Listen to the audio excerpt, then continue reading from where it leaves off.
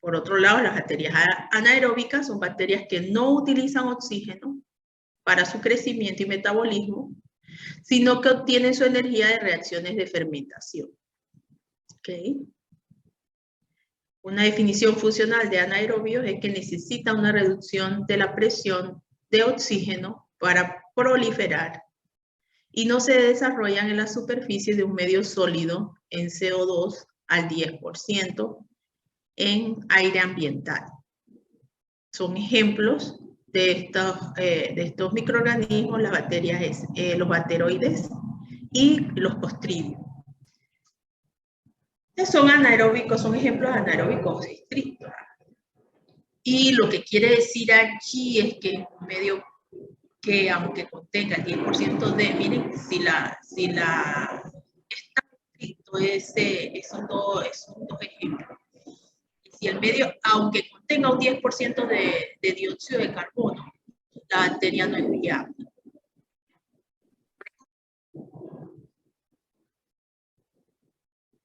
Entonces tenemos los facultativos, que son bacterias que pueden proliferar en forma oxidativa utilizando oxígeno como aceptor terminal de electrones o por bien vía anaerobia, utilizando reacciones de fermentación para obtener energía.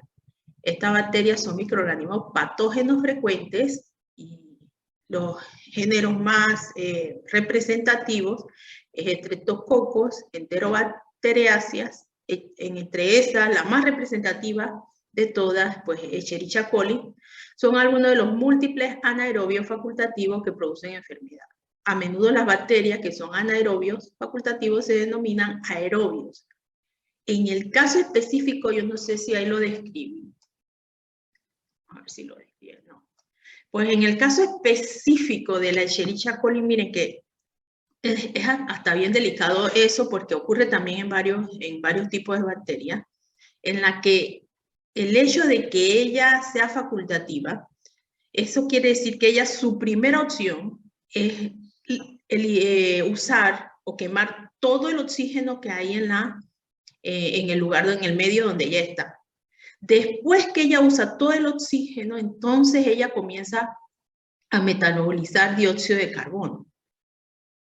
Pero en presencia de oxígeno ella es perfectamente hábil y eso tiene un problema. ¿Por qué? Porque cuando ella comienza a agotar todas las fuentes de oxígeno, entonces ella no solamente hace un ambiente propicio para desarrollarse de forma vegetativa, sino que también propicia ambientes para que otras bacterias se desarrollen y entonces se da allí una infección, o sea, infecciones unas detrás de otras.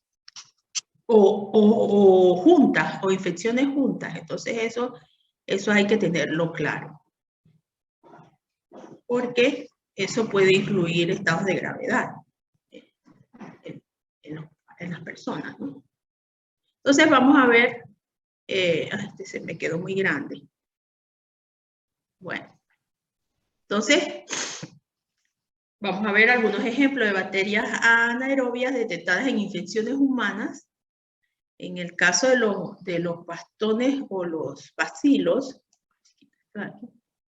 en casos de gram negativos, pues tenemos bacteroides frágiles, colon y boca, Prevotella melaninogénica, boca, colon, aparato genitourinario, Fusaribacterium, boca.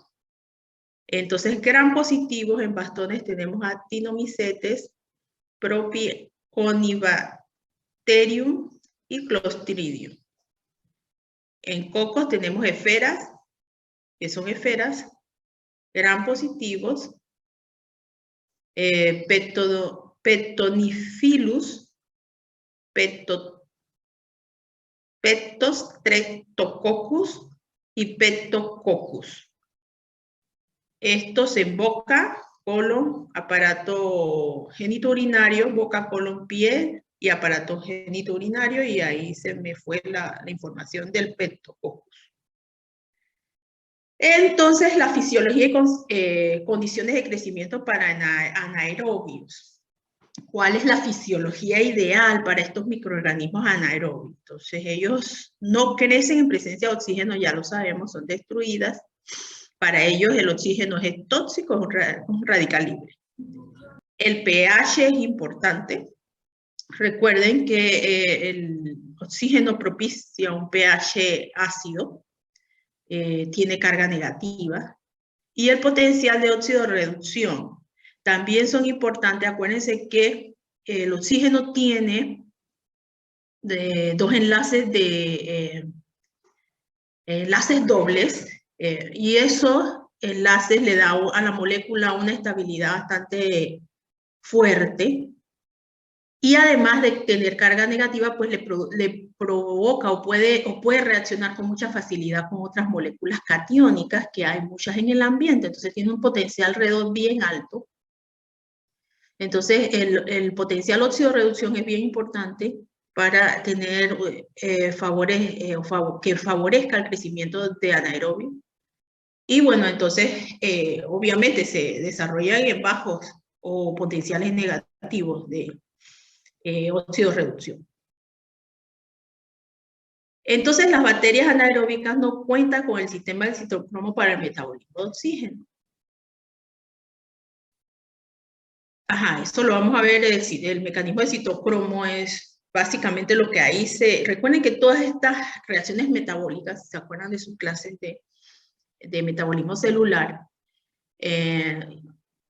Si se acuerdan de eso, pues se acuerdan que todas estas reacciones son mediadas por enzimas. Todas necesitan una serie de enzimas que activen los sitios de unión y que promuevan la formación o el metabolismo en las diferentes fases. Entonces, por ejemplo, una reacción que cataliza la unión de dos moléculas de oxígeno con las dos moléculas de agua